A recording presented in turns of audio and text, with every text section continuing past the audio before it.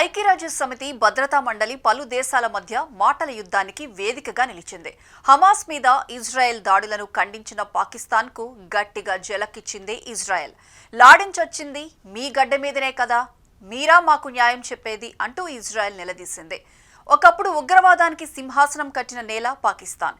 ఇప్పుడు అదే పాకిస్తాన్ ఇజ్రాయెల్పై ఉగ్రవాదం పేరుతో విమర్శలు చేయడానికి ప్రయత్నించింది.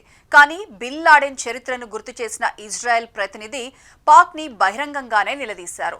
ఖతార్లో ఇజ్రాయెల్ వైమానిక దాడులపై ఐక్యరాజ్య సమితి భద్రతా మండలిలో చర్చ జరుగుతుండగా పాకిస్తాన్ ఇజ్రాయెల్ దాడులను ఖండించింది. ప్రాంతీయ సుస్థిరతను దెబ్బతీసే దురాక్రమణ అని విమర్శించింది. వెంటనే జలక్కిచ్చింది ఇజ్రాయెల్. పాక్ విమర్శలపై స్పందించిన ఇజ్రాయెల్ ప్రతినిధి బిన్ లాడెన్ ఎక్కడ దాక్కున్నాడు, ఎక్కడ చచ్చాడు ప్రపంచమంతా చూసింది.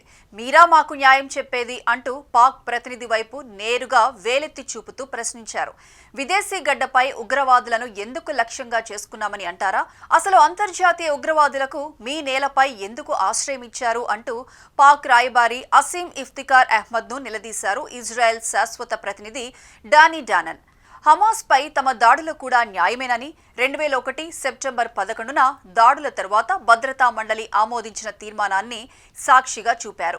ఉగ్రవాదానికి స్వర్గధామమని పాక్ పై మరోసారి ముద్ర వేసింది ఐక్యరాజ్య సమితి వేదిక. అమెరికాలోని ట్విన్ టవర్లపై వైమానిక దాడులు జరిగి 24 ఏళ్లు పూర్తి చేసుకున్న నేపథ్యంలో జరిగిన ఈ చర్చ పాకిస్తాన్ గతాన్ని మళ్లీ వెలుగులోకి తెచ్చింది. ప్రపంచం ముందు ఉగ్రవాదం పెంచిన దేశం ఎవరన్నది మరోసారి తేటతెల్లమైంది. ఒకవైపు ఉగ్రవాదాన్ని పెంచి పోషిస్తూ ఆశ్రయం కల్పిస్తూ మరోవైపు ఉగ్రవాదాన్ని ఖండిస్తున్నట్లు నటించే పాక్ ద్వంద్వ నీతిని మరోసారి బహిర్గతం చేసింది ఈ చర్చ. బిన్ లాడెన్ను కాపాడిన నేల ఇప్పుడు వేరే దేశం మీద న్యాయం చెబుతోంది అన్న ఇజ్రాయెల్ ప్రతినిధి జవాబుతో పాక్ గూబ గుయ్యమంది. పాక్ ప్రతినిధి బదులివ్వలేక తలదించుకోవడంతో సభలో ఒక్కసారిగా నిశ్శబ్దం అలుముకుంది.